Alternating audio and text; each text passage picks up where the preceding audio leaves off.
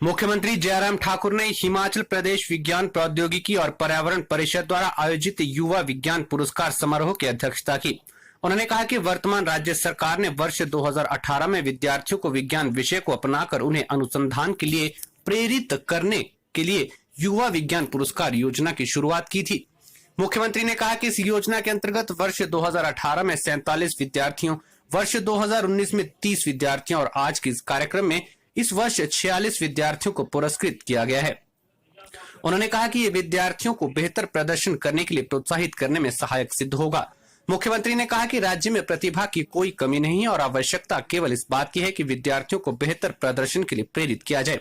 उन्होंने कहा कि हिमाचल प्रदेश देश का दूसरा सबसे अधिक साक्षर राज्य है। उन्होंने कहा कि शिक्षकों को विद्यार्थियों में वैज्ञानिक सोच विकसित करने के लिए प्रेरित करने की आवश्यकता है।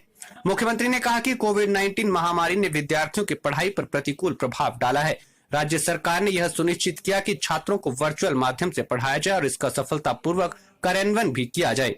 उन्होंने कहा कि कक्षा की पढ़ाई का कोई अन्य विकल्प नहीं है और विद्यार्थियों ने उन्हें लॉकडाउन के दौरान और इसके बाद कक्षाएं शुरू करने का आग्रह किया।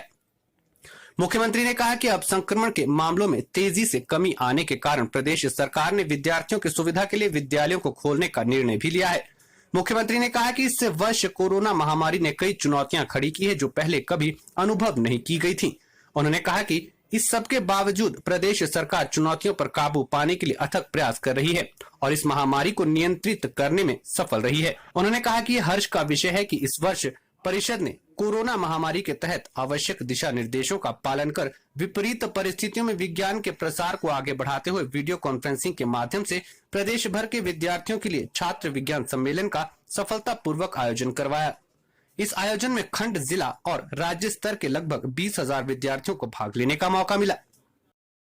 मैं समझता हूँ कि निश्चित रूप से बच्चों में बहुत बड़ा टैलेंट है हमारे, और ख़ास तौर से हम तो ऐसे बच्चों को भी देखते हैं जो बहुत ही ग्रामीण परिवेश के हैं, ग्रामीण परिस्थितियों में जो रहते हैं, वहाँ पर भी टैलेंट बहुत ज़्यादा है बच्चों के बीच में, और इसलिए वो टैलेंट आगे आए इस दृष्टि से जो हमने एक कंपटीशन जो है जिसको बाल विज्ञान सम्मेलन के रूप में जो है वो आयोजित करके ऐसे बच्चों को प्रोत्साहित करना जो आगे बढ़ करके जो है नए इनोवेटिव आइडियाज़ के साथ जो है साइंस के क्षेत्र में काम करने के लिए प्रोत्साहित हों।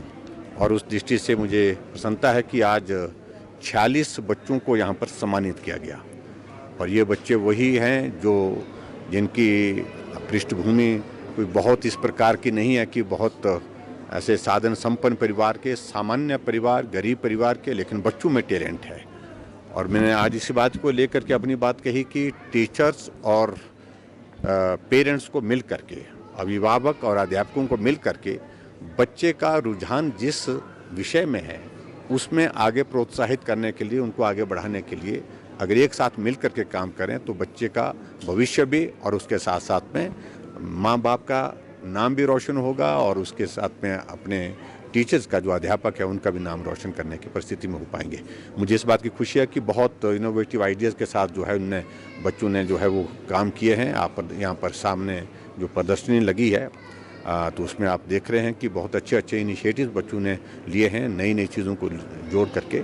उस दृष्टि से मैं बच्चों को शुभकामनाएं देता हूँ, बहुत बहुत बधाई देता हूँ। Bureau report, Shimla.